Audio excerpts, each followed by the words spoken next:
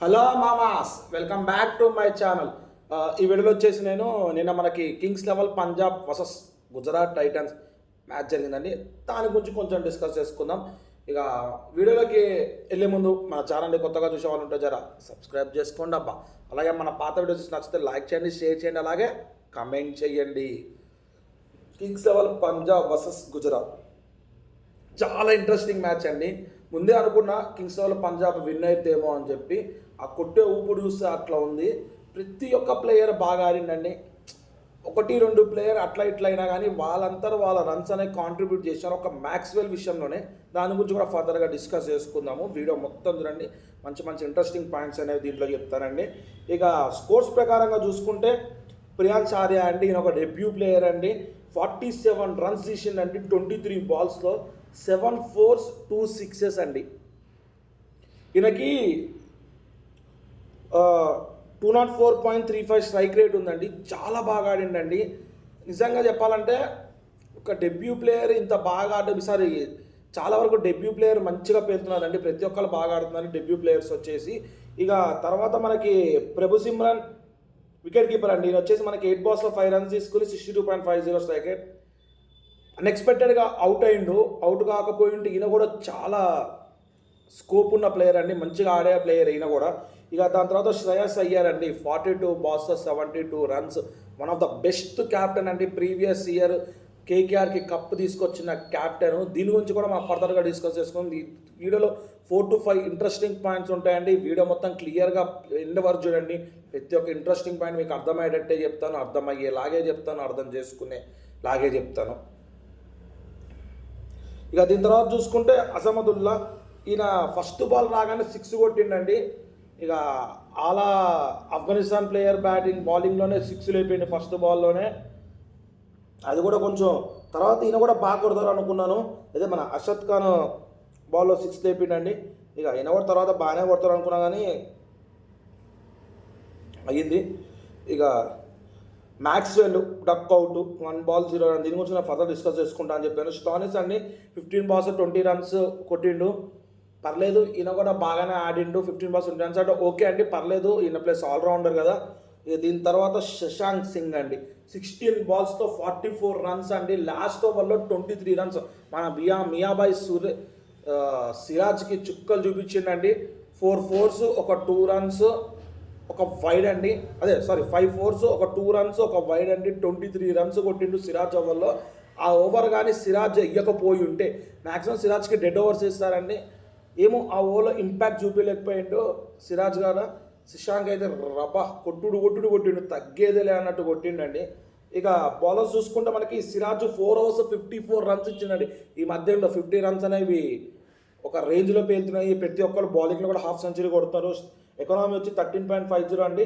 Rabada 4 overs 41 runs ఒక wicket. ఈయన ఒక వికెట్ తీసుకుని కాంట్రిబ్యూట్ ఏదో చేసిండు 10.20. ఇక ఈ రబాడా గురించి కూడా డిస్కస్ చేసుకుందాము. శ్రేయస్ అయ్యర్ సెంచరీకి రబాడాకి ఏముందని చెప్పి. ఇక అర్షద్ ఖాన్ 1 over వేసి 21 balls ఇందాక రషీద్ ఖాన్ అండి మనకి ఫస్ట్ 1 ball రషీద్ ఖాన్ ఓవర్లోనే మనకి 6 కొట్టింది. అలా బ్యాట్స్మెనే Rashid Khan 4 overs 48 runs 1 wicket అండి. ప్రసిద్ధ్ 3 overs 41 runs 0 wickets అండి. Sai Kishore 4 overs 30 runs. ఈయన వచ్చే ఎకనామీ 7.50. ప్రసిద్ధి 13.70 అండి. రషీద్ ఖాన్ది 12.00. అర్షద్ ఖాన్ది 21.00. ఇది మనకి ఫస్ట్ ఇన్నింగ్స్ జరిగిన స్కోర్స్ ప్లస్ ఎన్ని ఓవర్స్లో ఎన్ని రన్స్ ఇచ్చినారని చెప్పి. ఇక దీని తర్వాత వచ్చిందండి ఏమంటారు మన గుజరాత్ టైటాన్స్ బ్యాటింగ్. ఇది కూడా పర్లేదండి, బాగానే ఉంది. నేను చూసినప్పుడైతే 7.5 overs 82 84 కొట్టినారండి. ఇక మ్యాచ్ గుజరాత్ టైటన్స్ అనుకున్నాను. Unfortunately they last the match అండి. దీంట్లో సాయి సుదర్శన్ వేరే లెవెల్ ఆడిండండి. 41 balls 74 కొట్టిండు. సుమన్ గిల్ 14 balls 33 అండి. Jos Buttler 33 balls. ఒకవేళ జాస్ బట్లర్ అవుట్ కాకపోయి ఉంటే మేబీ మ్యాచ్ ఉండేదేమో. సాయి సుదర్శన్ కూడా అవుట్ కాకపోయి ఉంటే. ఇక రూదర్ఫోర్డ్ 28 balls 46. ఈయన పెద్దగా ఇంపాక్ట్ ఏం చూపించలేదండి. ఇంపాక్ట్ ప్లేయర్ నేను చూసినప్పుడైతే 18 balls 23 runs ఉన్నాయి. ఒక ఓవర్ తిప్పేసింది, అందుకనే మీకు 28 balls 46 runs అనేది చూపించింది. ఇది ఎందుకో కింగ్స్ లెవెల్ పంజాబ్కి ఫేవరబుల్గా ఆడిండేమో అన్నట్టు అనిపించింది. ఇంపాక్ట్ అనేది వాళ్ళకైంది, వీళ్ళకి అవ్వలేదు. ఆ రకంగా చెప్తున్నాను నేను. ఫేవరబుల్ కాదంటే అట్లా కాదు. ఇంపాక్ట్ ప్లేయరు కేపీ, ఇది మన కింగ్స్ లెవెల్ పంజాబ్కి అయిందేమో, వీళ్ళకి అవ్వలేదేమో అనిపించింది అన్న బ్యాటింగ్ చూస్తే. ఇక రాహుల్ తివాతియా 2 balls 6 runs, ఇది కూడా అన్ఎక్స్పెక్టెడ్ అవుట్ అండి. ఇక షారుఖ్ ఖాన్ 1 ball 6 కొట్టిండు. ఇక అర్షద్ ఖాన్ 1 ball 1 run కొట్టిండండి. ఇక ఇలా దాంట్లో చూసుకుంటే మనకి కింగ్స్ లెవెల్ పంజాబ్ బౌలింగ్లో హర్షదీప్ సింగ్ 4 overs 36 runs ఇచ్చి 2 wickets మెయిన్ ఈయనే తీసుకున్నాడండి. 9.0 economy.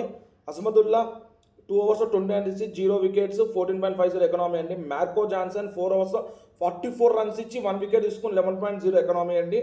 Glenn Maxwell 2 overs 26 runs ఇచ్చి 1 wicket తీసుకుని 13.00 ఎకనామీ. ఇలా బ్యాటింగ్లో చూపిపోయిన బౌలింగ్లో ఇంత మాత్రం కాంట్రిబ్యూట్ చేసిండండి. మార్కస్ స్టోనిస్ 2 overs 31 runs ఇచ్చి 0 wickets 15.50. Yuzvendra Chahal 3 overs 34 runs ఇచ్చి 11.30 ఎకనామీ అండి. ఈయన కూడా చాలా ఓవర్గా అయిపోయింది, రన్స్ అనేది చాలా ఓవర్గా ఇచ్చేసిండు. Vijay Kumar Vaishakh 3 overs 28 runs 0 runs, దీని గురించి కూడా డిస్కస్ చేసుకుందాం మనము. ఇక స్కోర్ బోర్డ్ చూసుకుంటే స్కోర్ విధంగా చూసుకుంటే ఈ విధంగా ఉన్నాయండి స్కోర్స్ మనకి. ఇక చెప్తున్నా అండి కొన్ని ప్లేయర్స్ గురించి డిస్కస్ చేసుకుందామని. ఫస్ట్ ఆఫ్ ఆల్ మనం సిరాజ్ గురించి డిస్కస్ చేసుకున్నాం అండి. ఇక సిరాజ్కి సెంచరీ కొట్టే చాలా ఛాన్సెస్ ఉన్నాయండి. అంతకుముందు రబాడా బౌలింగ్లో 2 యార్కర్లు వేసేసరికి సెంచరీ అనేది ఒక్కొక్క రన్ తీసుకునేసరికి తర్వాత ఫైనల్ ఓవర్ వచ్చేసరికి సుశాంత్ సింగ్ చంపిండండి. చెప్పినా కదా 5 fours ఒక వైడ్ ఒక 2 runs అని చెప్పి ఆడ చాలా ఇంపాక్ట్ అయిపోయింది.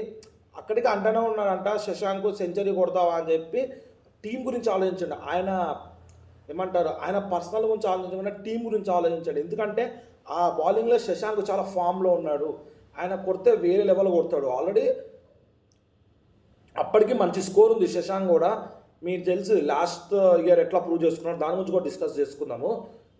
ఒకవేళ 2D ప్లేస్లో ఒక రన్, అది అసలు చెప్పాలంటే ఒక రన్ తీసే ఛాన్స్ ఉందండి. అక్కడ 2 runs తీసిండు. ఒకవేళ ఆ 2D ప్లేస్లో ఒక రన్ తీసి ఉంటే దాని తర్వాత స్కోర్ అనేది వచ్చేది కాదు. ఆ 11 runsే మనకి ఇంపాక్ట్ చేసింది. ఒకవేళ 11 runs వచ్చి ఉండకపోతే పంజాబ్ అనేది విన్ అవ్వకపోయిండే మ్యాచ్. అదొకటి. చాలా నెంబర్ 1 క్యాప్టెన్ అండి. ఏ క్యాప్టెన్ ఇలా ఆలోచించాడు, తన సెంచరీ గురించి ప్రతి ఒక్కరికి చిన్న సాటిస్ఫాక్షన్ ఉంటుందండి, సెంచరీ కొట్టాలని చెప్పి. ఈయన అదంతా ఆలోచించకుండా నవ్వుకుంటా మ్యాచ్ అంతా ఆడినంటే అది హ్యాట్సాప్ అండి. ఆయన ఒక స్టేట్మెంట్ కూడా అన్నాడు, లాస్ట్ టైం కేకేఆర్ నేను విన్ చేయించాను, నాకు అంత రాలేదు, నాకు గుర్తింపు రాలేదని కూడా చాలా బాధపడ్డాడు. అర్థం చేసుకోండి, కేకేఆర్ ఆ స్థాయిలో రావడము విన్ అవ్వడం లాస్ట్ టైం అని చెప్తే అది పక్క 100% శ్రేయస్ అయ్యర్ క్యాప్టెన్షిప్పే అండి. మేబీ బ్యాటింగ్లో కొన్ని టైమ్స్ ఫెయిల్ అవ్వచ్చు, కానీ ఆయన క్యాప్టెన్షిప్లో అస్సలు ఫెయిల్ అవ్వలేదండి. ఇంకా అది కాకుండా 97 నాట్అవుట్ ముందు కూడా ఒక్క సెంచరీ కూడా లేదండి సిరాజ్కి. మనకి ఇది మన శ్రేయస్ అయ్యర్కి ఒక్క సెంచరీ కూడా లేదండి. మనకి ఐపీఎల్లో 96 నాట్అవుట్, 92, 94, 85, 82 అట్లా ఉన్నాయి. 88 నాట్అవుట్లు అట్లా ఉన్నారు. నిన్న కొడతారేమో అని అనుకున్నాము, 3 overs నుంచి వెయిట్ చేస్తూనే ఉన్నాం సెంచరీ కోసం, అవ్వలేదు. శశాంక్ కూడా చాలా స్కోర్ కాంట్రిబ్యూషన్ 16 balls 44 runs ఇచ్చిండు. అందుకనే మ్యాచ్ అనేది ఒక రేంజ్లో వెళ్ళిపోయిందండి. ఇది శ్రేయస్ అయ్యర్ గురించి అండి. చాలా నెంబర్ 1 క్యాప్టెన్షిప్ అండి. పక్క ఈసారి పంజాబ్లో కింగ్స్ లెవెల్ పంజాబ్ విన్ అవుతున్నాను అనుకుంటున్నాను నేను. శ్రేయస్ అయ్యర్ క్యాప్టెన్షిప్ కానీ ఇదే రకంగా కొనసాగుతుంది, ఎందుకంటే నెంబర్ 1 క్యాప్టెన్ అండి ఆయన. ఇక తర్వాత శశాంక్ సింగ్ అండి. ఈయనని లాస్ట్ ఇయర్ ఆప్షన్లో వేరే శశాంక్ సింగ్ కొనే బదులు ఈయనని కొన్నారండి. తర్వాత వాళ్ళు రిటర్న్ ఇద్దాం అనుకుంటే ఆల్రెడీ కొనేసినారు అని చెప్పి ఇవ్వలేదు. ఒక మ్యాచ్లో గుజరాత్ టైటన్స్ వర్సెస్ శశాంక్ సింగ్ మ్యాచ్లోనే, అదే పంజాబ్ మ్యాచ్లోనే శశాంక్ సింగ్ 29 balls 61 runs కొట్టి మ్యాచ్ అనేది విన్ చేపిస్తున్నారండి. అక్కడ ఆయన పేరు పడిపోయింది. ఆ సీజన్లో ఆయన విన్ చేపించిన మ్యాచ్ ఒక 3-4 ఆయన ఆడినంత వరకు బాగానే ఆడి విన్ చేపించిందండి. అదే దాని మీద ఈ ఇయర్ రిటైన్ చేసుకున్నారు శశాంక్ సింగ్ని. ఆయన రిటైన్ చేసుకున్నందుకు ఆయన ఏదైతే చూపించారో ఫస్ట్ మ్యాచ్లోనే మొత్తం చూపించేసిందండి వెనకాడకుండా. నెంబర్ 1 ప్లేయర్ అండి. డొమెస్టిక్లో కూడా వేరే లెవెల్ రన్స్ కొడుతుండు శశాంక్ సింగ్. ఇదే కొనసాగితే మేబీ ఉండొచ్చు, ఫ్యూచర్లో ఇండియాలో మంచి ప్లేస్ సాధించవచ్చు. ఇక దాని తర్వాత చూసుకుంటే రబాడా అండి. రబాడాకు కూడా కొంచెం హ్యాట్సాప్ చెప్పాలండి. ఆయన గుజరాత్ టైటన్స్ గురించి ఆలోచించుకుని అసలు శ్రేయస్ అయ్యర్కి సెంచరీ అనేది ఇవ్వలేకపోయిందండి రబాడా.